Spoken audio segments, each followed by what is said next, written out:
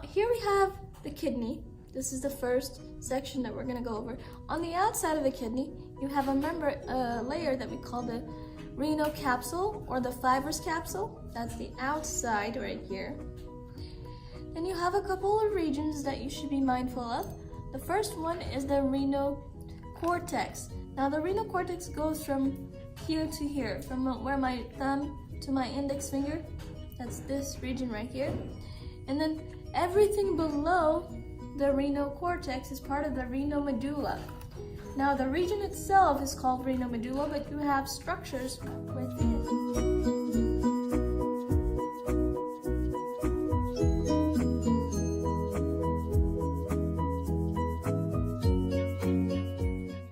Structures within the renal medulla. For example, this one that looks like a upside down pyramid is the renal pyramid. And then in between each pyramid, you're gonna have a renal column. So that's a renal column, that's a renal column. This would be where another renal column would be. And then right below the pyramid, right here, you have the renal papillae or renal papilla. That's a cup-like structure, and then it's going to lead into the minor calyx. The minor calyx is this area right here. When you have two minor calyxes converge or merge together, that forms a major calyx, which is this right here. This is a major calyx, and both the minor calyces and the major calyces are going to empty into the renal pelvis, which is this area right here. And then it leads into the renal ureter, or just ureter.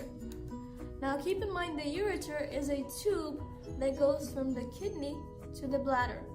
And then the urethra is another tube that goes from the bladder to the outside.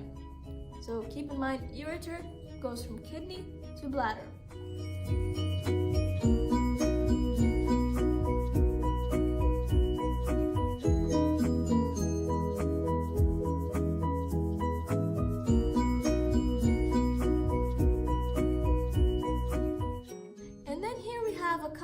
Several vessels that we should be mindful of as well. The first one is the renal artery. That's this red one right here. The renal artery is going to lead into the segmental artery. Then it goes into the interlobar artery. Then it goes into the arcuate artery, which is this one that curves. This one. This is going to be the...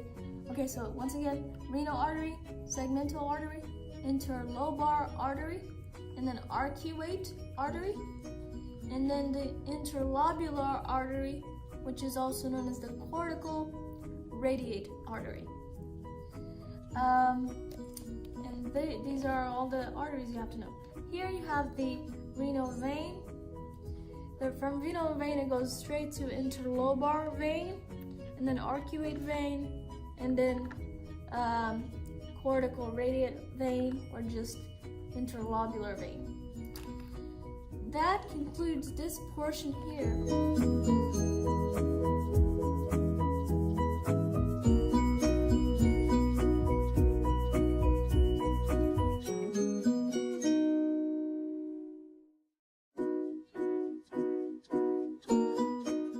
Now before I move on to the next portion, let me just mention that the filtrating unit of the kidney, is called a nephron. We have about 1.2 million nephrons in each of the kidneys.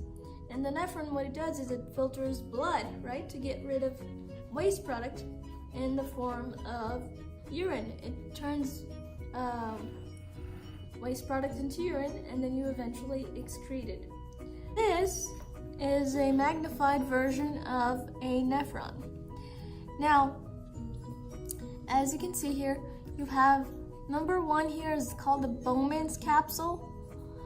Depending on who your professor is, he will also call this the glomerular capsule or the renal capsule. Depends on the professor. So you can call it Bowman's capsule, renal capsule, or a glomerular capsule, and so on. So it's at the professor's discretion. There are several names for this. Inside of the glomerular capsule, you have the glomerulus, which is this. Now, coming Straight down from the glomerulus, you have what's called the proximal convoluted tubule, which is also known as the PCT. Now, the proximal convoluted tubule takes the filtrate down the descending limb of the nephron loop. This nephron loop is this area right here.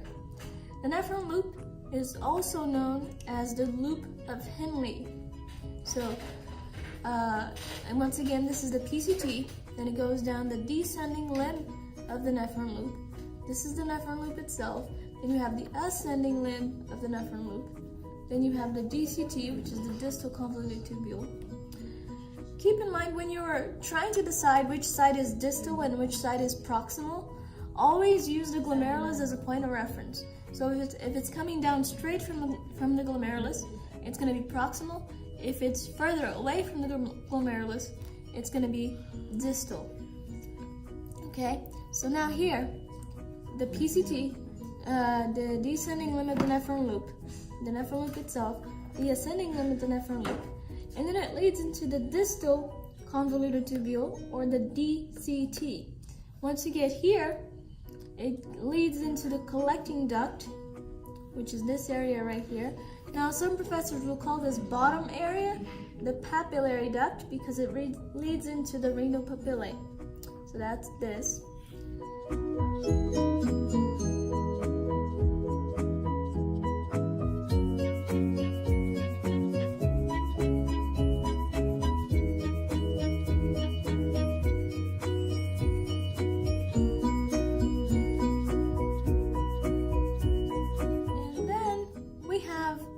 Magnified version of the glomerulus, which is the next structure that we're going to go over. Now, you have on the outside, you can call this the renal corpuscle, the Bowman's capsule. Again, it depends on the professor. I call it the renal corpuscle. So if it's open like this, I call it renal corpuscle. Inside, of course, again, you have the glomerulus, which is where the filtration takes place. Then you have the afferent arteriole. Now remember, an arteriole is a small artery, and the afferent arteriole is going to be thicker because more blood flows into here to be filtered, right? So the afferent arteriole is thicker. So the blood is filtered here. Whatever is going to be reabsorbed into the bloodstream goes out via the efferent arteriole and goes back into the bloodstream. Whatever is not going to be reabsorbed and is waste product goes down to PCT, which is this portion right here. Again, so afferent arteriole, efferent arteriole, glomerulus, PCT, and this is part of the DCT, or the distal convoluted tubule. On this, you also have the macula densa cells, and what they do is they regulate blood pressure. Then, just in case you need to know this, the blue dots on the glomerulus are called podocytes, and the squiggly lines are called pedicel. Then the space in between the glomerulus and the renal capsule is called, or the renal corpuscle, is called the capsular space. So in case you need to know, it's capsular space. And then here you have a simple cuboidal epithelium. That's right here in the PCT, because there's filtration there, so on and so forth. And then you have, I believe that's it for the glomerulus.